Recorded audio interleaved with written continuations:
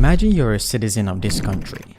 You're a minority ethnic group called Tutsi, making up just 14% of the country.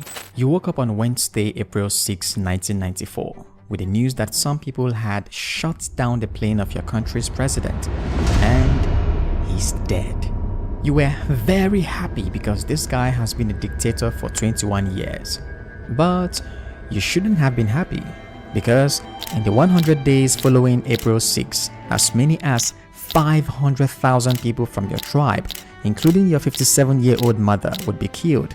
2 million people would flee the country, hundreds of thousands would become refugees in neighboring countries, and several others would have their businesses, homes, and properties destroyed. In a country of just 7.4 million people before the war, this is one of the worst genocides in modern history. Rwanda by the end of the 1990s was a country in rubble. According to IMF, the Industrial Production Index, which is the economic indicator that measures the real output of a country's manufacturing, mining, and utilities sectors, had fallen by 70%. Crop production declined by 70%, leading to famine and children starving to death, while 78% of Rwandans were living below the poverty line. With a GDP per capita of just $228, according to the World Bank, North Korean president would easily issue a loan to Rwanda if it was today. Fast forward to today, this same country has one of the world's fastest growing economy with 8% average annual growth since the past decade, according to IMF. Poverty rate reduced by 50%, life expectancy increased by 10 years, and literacy rates reached 75.9%, beating Africa's average of 67.4%. The OPEC said Rwanda's economic growth is a miracle. But this miracle was performed by this guy, who is considered a dictator, especially by some Western leaders. While many have praised Kagame for reviving Rwanda after its brutal genocide, especially its economy, others have become increasingly concerned that the president and former rebel leader is turning the country into a dictatorship. In this video, we will answer the question, why is one of Africa's fastest growing economies led by a dictator? Could this mean Africa may do better under a different form of government other than democracy? Lastly, would the people of Africa be happier under a democracy with a lot of poverty or a dictatorship with a good economy, jobs, and a higher standard of living?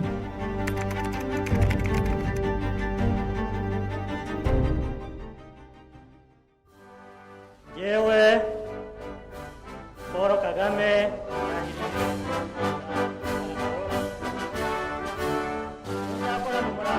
April 22, 2000, a 42-year-old traumatized, bitter, and angry man became the president of Rwanda. The youngest child in a family of 8, Paul Kagame had hated leaders of his country most of his life because his entire life up till this moment had been spent either starving in a refugee camp as a 5-year-old child, fleeing for his life in a foreign country as a teenager, or fighting some civil wars both in his neighboring country of Uganda and in his own country Rwanda in his 20s. But why? Why did Kagame have such a painful life? You see, it happened that Kagame was born into the Tutsi minority ethnic group, which represents about 14% of Rwanda. Hutus are the 85% majority and Twa make 1%. While being born into a minority ethnic group was sufficient to make you a victim in many parts of the world, Rwanda's situation was even more complex. You see, in pre-colonial Rwanda, the Tutsi, a minority tribe, had 3 advantages over the Hutus majority. First, the Tutsi minority ruled as kings in Rwanda's empire.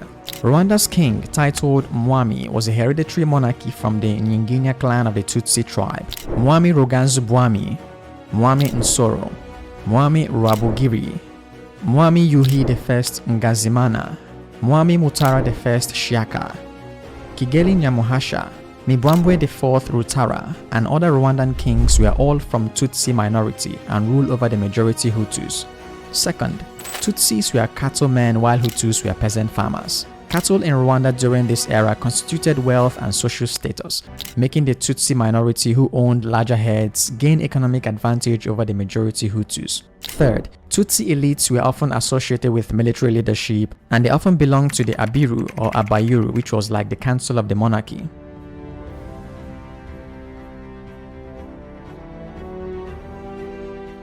Imagine your ethnic group makes up 85% of a country, but the ethnic group that is just 14% of the country rules over you as king forever. Imagine, for example, that black Americans who are just about 14% of the US are to become the president, military heads, and senators of the United States forever. Wait, who's the president here? Will Smith? Honestly, there's no better way to fix a country than to have a president who can slap anybody, anytime. The point I'm making is that you will expect to see a lot of serious ethnic tensions, protests, and wars in places where minority rule over the majority. But in pre-colonial Rwanda, only a few such conflicts existed, until this guy showed up in 1899 and this guy in 1919. These were German and Belgium kings, the two empires that colonized Rwanda. When colonial rulers, especially Belgium, took over Rwanda, they set Hutus and Tutsis against each other because it was the easiest way to conquer a people. In his 1532 book, The Prince, Italian diplomat and philosopher Niccolo Machiavelli wrote, "Divide the enemy and unite yourself, and victory falls to the party that obeys this precept." By creating a strong ethnic division between Hutus and Tutsis, these guys were busy fighting and killing each other, while the Europeans were busy stealing their coffee cherries and tea leaves.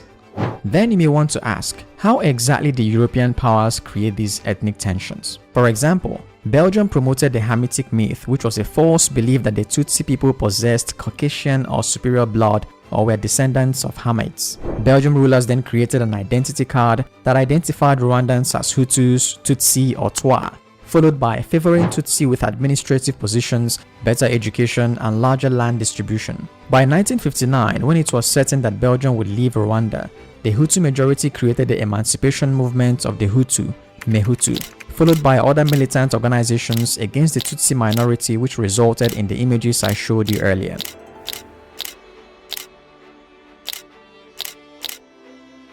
Everything I've told you so far was my attempt to simplify a very complex history that we might need 5 hours to talk about. So if you think we left something out, it's because you wouldn't want to watch a video that's 37 hours long.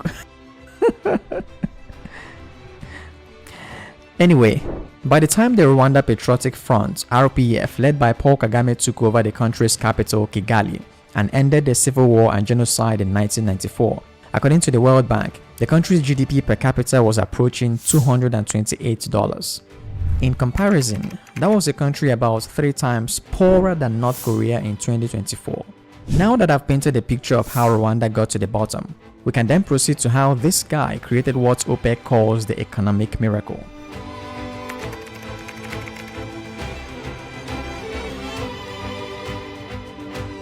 In July of 2000, 3 months after Paul Kagame became Rwanda's president, the country's Ministry of Finance and Economic Planning published these 31-page documents titled Rwanda Vision 2020. The Rwanda Vision 2020, as it is known, envisages Rwanda becoming a middle-income country by the year 2020. Realizing this vision requires discipline, dedication, and concerted efforts, especially in the following 6 strategic public policy objectives. This document contains goals, plans, and 6 pillars of Vision 2020 Kagame hopes to build on to change the fortune of his people. These pillars were good governance and a capable state, human resource development and a knowledge-based economy, private sector-led development, infrastructure development, productive high-value and market-oriented agriculture, and regional and international integration. Even though agriculture wasn't mentioned in this list until towards the end, Kagame knew and confessed that for Rwanda and most African countries, agriculture is the cornerstone upon which their economies can grow. Agriculture is the cornerstone of Africa's prosperity and of our children's health and nutrition. This sector is not only essential for survival, it drives everything else that we are trying to do in terms of human and economic development. Agriculture is a critical driver of Africa's economic growth but we have not yet unlocked its full potential. Transforming agriculture in Africa is an urgent task. No one can be satisfied with subsistence. Agribusiness can be a pathway to prosperity for African families. I think the importance of agriculture cannot be overstated. The importance has been there for long. It's going to be there for long into the future. So there's no question about it. So how do we, and we are here not making agriculture important. It is important. So in and of itself, agriculture is important. So we are only focusing on it to make sure that we maximize the benefits for ourselves and for our people. Agriculture appears 45 times in this document because, unlike many African countries, Rwanda is not swimming in a gazillion of gold, oil or diamonds. The country is landlocked, so it couldn't make any money from marine trades. And with just 26,338 square kilometers landmass, your chances of ever finding a huge deposit of anything in Rwanda is limited. That's why on page 9 of Rwanda's Vision 2020 document, Kagame's team wrote, "Although there are small pockets of various high-value minerals in Rwanda, there is no single natural resource of sufficient quantity that will kickstart the economy."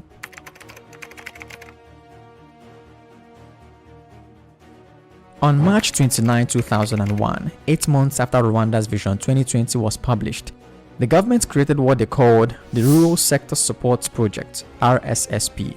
The objectives of the RSSP, among other things, are to improve agricultural productivity, create needed infrastructures for farmers, and provide easy access to credit. However, even with all the money in the world, Rwanda's agriculture sector will still be a joke if it remained the way it was in 2001. Let me explain. You see, traditionally in Rwanda, one James would inherit these 2 plots of land from his father and plant corn. Another Jude would have these 3 plots of land and plant cassava, while another Johnson would have this 1 plot and plant tea, on and on like that. Mechanized farming or economies of scale is not possible with this arrangement. So, in 2008, Kagame's government created what they call the Land Consolidation Program. So we concentrated on land consolidation. With the Land Consolidation Program, farmers are encouraged to merge their farms together. Then you may want to ask, what advantage is there in merging several little farms into fewer big farms? Okay, imagine you and 99 other people need a pair of shoes and everyone is trying to produce their own shoes individually. First, you can't use any machine because you can't afford it. Second, sourcing raw materials individually will mean a higher cost per shoe. And third, at the end of the day, 97 of you have no clue how good shoes are made, meaning you will end up making stupid shoes. But what if 100 people can put their resources together to make 100 pairs of shoes? Now you see the magic. By merging all these lands, tractors, water sprinklers, and other mechanized tools could be used on these farms. This improves productivity and the quality of the produce. It's also easier to harvest and sell crops. Fewer crops are wasted during harvest compared to several tiny farms, and because of the economies of scale that come with large farms, the cost of production per crop can be reduced, which means cheaper food for citizens.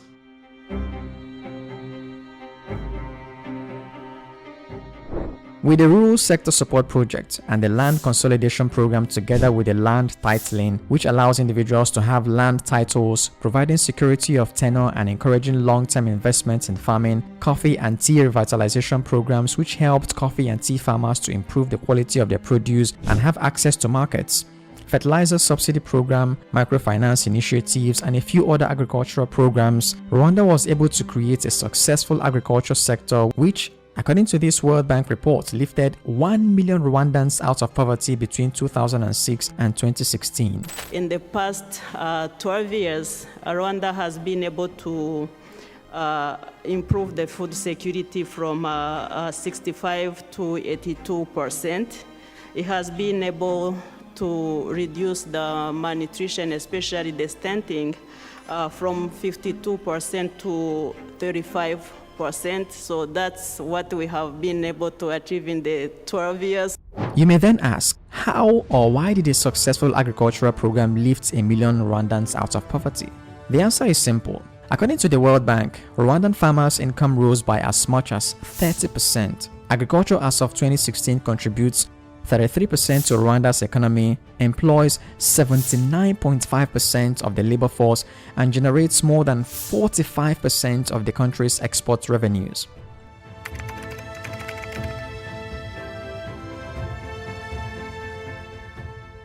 In his 1803 book, Treatise on Political Economy, French economist Jean-Baptiste wrote, "The wealth of a nation is derived from the fertility of the soil." Even though agriculture may not contribute so much to the economies of many of the world's richest countries today, when these countries were growing, their growth usually looked like this. First, figure out how to create a prosperous agriculture sector. As I've shown in the case of Rwanda, this often means a lot of jobs, cheaper food, a reduction in poverty, and an increase in government's revenue through taxes and food exports. Then, everything that happened here will lead to the next stage of development. For example, the people who have jobs have more resources to buy clothes, cut their hair more often, eat out in restaurants, travel to greet relatives, go watch movies, get new furniture, and buy some alcohol that would make them drunk and punch neighbors in the face.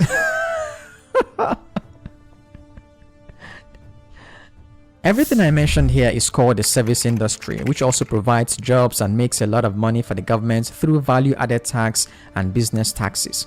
With the money the government makes here and here, a developing country can then invest heavily in manufacturing different goods, starting from the simplest items to more complex ones, while at the same time promoting the use of more and more machines in all these three stages. This is called industrialization or industry. For Rwanda, as of 2006, this sector was contributing 48.4% to the country's economy. This sector 37.7% and this 13.9%. Usually, as a country's economy grows, contributions of the agriculture to the economy would be less and less as service and industry grow, which is why, according to Rwanda's National Institute of Statistics, as of 2023, service was contributing 44% to the country's economy, agriculture just 27%, and industry 22%. Now, let's go back here. Even though I made it seem like everything that happens here happens automatically, the government of Rwanda, like every other country with aspirations to grow, would have to work to enhance the growth of the service industry. So, let me show you a few ways Kagame does that. First, tourism. Pay attention to the images I'm showing on your screen now, and tell me what all of them have in common, aside from being images of some sweating, smelling, stinky Arsenal soccer players. Can you see it? This is what I'm showing you. On May 23, 2018, the English football club Arsenal announced that it's partnering with Rwanda. That partnership is one of the many ways Kagame had been branding his country as a beautiful place with many tourist attractive sites. By hiring some overpaid British guys to run around and kick a ball with a Visit Rwanda jersey while millions of people watch them, by advertising Rwanda's unique mountain gorilla and telling the world that Rwanda is the cleanest country in Africa, which is true, Kagame's government increased the tourism revenue by more than 2,000% in the last 23 years.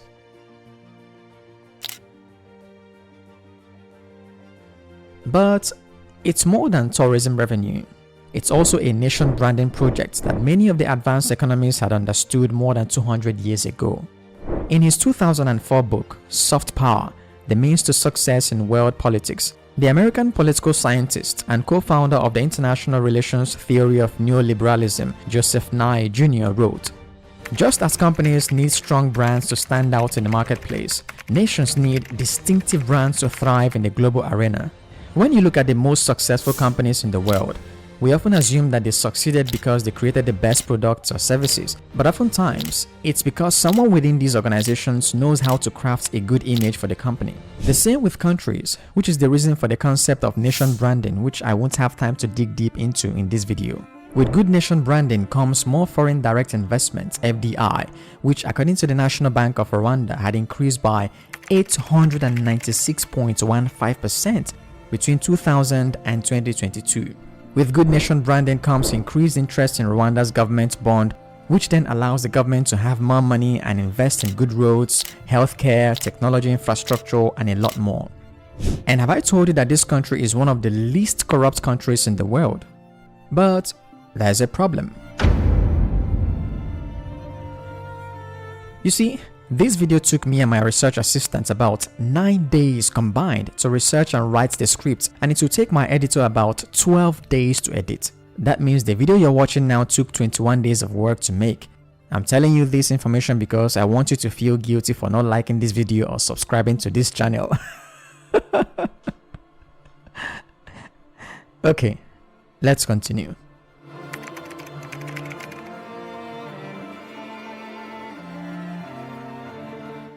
While anyone can sing the praises of Paul Kagame and worship him for the economic miracle of Rwanda, it's also worthy of note that this guy has been the president of his country long before I was born. That was a joke. But 24 years is like 65% of my lifetime, and he's still contesting another 5 years term this year. Many people believe that Kagame has always oppressed his opponents and rigged elections to stay in power. President Kagame's supporters applaud him for bringing stability and economic development after the 1994 genocide. Critics, most of whom are outside the country, say he rules through fear. It's terror of fear of the ruling party, fear of the state, where people get mistreated by our government. Since 2003, when Rwanda held its first election, there has always been a high voter turnout. But some critics say that most of the people show up to vote because they are scared of being intimidated by some authorities within the state. There'll be two other candidates on the ballot paper, Philip Mpayimana, whose campaign's barely been visible, and Frank Habineza of the Green Party, who has been holding rallies, but he says he wasn't allowed by city authorities to put up any posters because the RPF used all of the available spaces first. And in the 2010 election, the body of the vice president of his party was found partially beheaded near a swamp. Problems where some local leaders were blocking us, blocking people from coming to our campaign. That was in Rusizi, Nyamasheke, and then in Nyagatare, where the local leaders sent us to a graveyard where we had to suspend our campaign, and in Chile, where they sent school children to disappear us and throw stones at us. I think to call it an election, you have to put quote marks, right? Because Paul Kagame basically runs against himself, which is why he wins. Why he wins 93% in 2003, 95% in 2010, if I'm not mistaken, and 99% in 2017. After, by the way, his terms were supposed to end in 2017, he forced a change in the constitution to allow him to run, to be president until 2034. I'll be honest with you. If any politician wins elections votes by 99%, especially after they've stayed in power for 1.5 decades, I'll suspect something ugly is going on. I mean, even your kids get tired of you and hate your presence after 1.5 decades. For Kagame to tell us that everybody loves me, bros, you're probably lying. Aside from the allegation of threats and election malpractices, Kagame also has a lot of critics who think he's violent, brutal, and authoritarian. I ran away from danger, and I ran away from somebody I thought was going to harm my life, and that's the president of Rwanda. He said that Patrick and I are like flies, and if it requires him to use a hammer to kill a fly, he will do it. You knew President Kagame well. Would you have called him a friend at one point? No, never. First of all, he's a very violent person. And have you seen that? Oh yes, many times. Beating people, very many times in my life. Yes, I've seen him doing that. For those who do not know, Rwanda is a government that strives in assassinations of its nationals abroad and inside the country. It's a country that deals with the arbitrary imprisonment of its citizens, that the citizens disappear without trace. And I'll give you a lot of examples. There is no country, Kenya, Mozambique, South Africa, or Uganda, where all refugees, people who have fled Rwanda, have not been found. And in those countries that I'm telling you, where those dissidents who have disagreed with the government of Kagame have been followed and have been killed. Over the years, Paul Kagame's opponents have been targeted in countries as diverse as Mozambique, Uganda, Kenya, even Europe, Belgium, Sweden, and indeed the United Kingdom. In 2011, 3 Rwandan exiles were warned by British police that their lives were in imminent danger from the Rwandan government. Detention in Gikondo operates entirely outside the framework of the law. In all the cases that we documented, detainees were held there unlawfully. They were not charged with any recognised legitimate criminal offence. They were not brought before a court. Some of them were held for several weeks or months, well in excess of the provisions of Rwandan law. I was born in Rwanda and raised back in Rwanda. The reason why I left Rwanda in 2004 was because I didn't want to be part of the politics. I know many people who have refused to become members and they end up either being jailed or disappearing. So that's how I left Rwanda. What we've continued to document in Rwanda, and in particular in 2021 and 2020, is that the space for both political opponents, but also for any type of commentator who wants to challenge the government, whether it be government policies or government programs, we're finding the space for that expression to be continually diminished. We saw this 10 to 12 years ago in the print media. A number of years after, we saw the restrictions in the radio, and now we're seeing this move online. A young man has just been murdered. His name is Kizito Mihigo. He was a gospel singer. His crime, he wrote a song that the government did not like. The government in Rwanda, that has been in power for the last 26 years, led by the same man, President Paul Kagame, who is the president of Rwanda today, does not tolerate any dissent. While many people accused Kagame of being a dictator, however, he thinks he's a Democrat who just happens to define democracy differently from how the West does. There's no Western leader that has been in office as long as you have. Do I care about that? Because the Western leader is a Western leader. Because electorates normally throw people out. The nature of electorates and democracies is that people get tired of it and they move to another person. That is if you are telling me, that everyone has to conform to what the West tells us to do. I'm not one of those people. The Western world is a world on its own. It has many good things that they do. It has many bad things they do. There's no democratically elected leader in a generally accepted democracy that has been in office as long as you. Democracy is not defined by the West. In support of Paul Kagame, many scholars have argued that developing countries actually don't need a democracy. Western liberal democracy would be wrong for China. To my mind, there are at least 5 reasons for this argument. First, common sense. With a population larger than the combined populations of North America, Europe, Russia, Japan, and more, with no tradition of liberal democracy whatsoever, with a fresh memory of the devastating breakup of the Soviet Union, Russia was only 1/10 of China's size in terms of population, with long memory of upheavals throughout China's long and modern history. And China's fear of upheavals is based on common sense. Indeed, the country may well become ungovernable if it adopted Western political model. Firstly, a strong dictatorship is more likely to ensure political stability than a weak democracy. Secondly, a strong dictatorship is more likely to create an investment climate conducive to economic growth than a weak democracy. And a strong dictatorship is likely to be able to manage social, tribal, or ethnic tension, which is almost always characteristic of emerging, conflict-ridden, or developing states. In fact, it is the most democratic government in the world, yet there is no safety in the south side of Chicago. There is no safety at Compton. There's no safety in some parts in the slums in Kenya. So the idea that democracy provides you with safety and opportunity, and only democracy does that, is wrong. I can tell you that an average African won't give an F if his president is Xi Jinping or Vladimir Putin, as long as he has a good job and lives comfortably. But since I'm not a Rwandan, I can't really tell you how people over there feel about their president.